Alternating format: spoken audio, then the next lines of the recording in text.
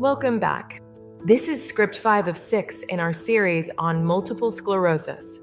Today we're covering environmental factors and MS, geographic distribution, and risk factors. You know how some people blame everything on Mercury being in retrograde? Well, when it comes to MS, we actually do need to look up at the sky, but for a different reason. Let's dive into the fascinating world of environmental factors that influence multiple sclerosis, and I promise it's more interesting than your aunt's horoscope readings. First up, the latitude gradient. MS shows this weird pattern where the further you get from the equator, the more cases you find. It's like MS has a thing for cooler climates. Think of it as the opposite of a beach vacation enthusiast. Countries like Canada, Scotland, and Norway have higher rates than countries closer to the equator.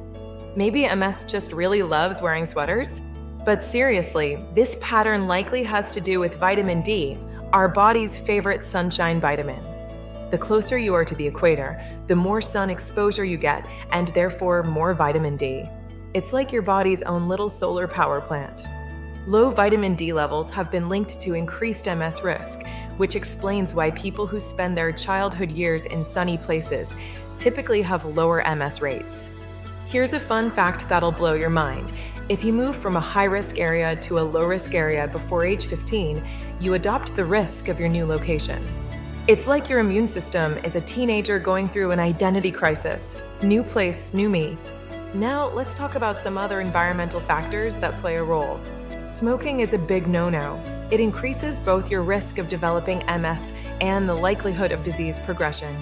Think of smoking as basically giving your immune system a megaphone to shout louder about all its complaints. Obesity in childhood and adolescence has also been linked to increased MS risk. Your body's like, look, I'm already carrying extra weight. I don't need the extra stress of an autoimmune condition. Thank you very much. Here's something fascinating.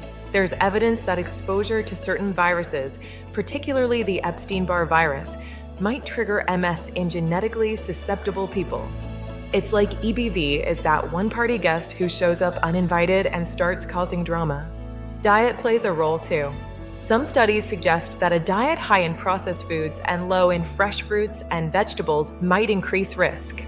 So yes, your mom was right about eating your vegetables, again.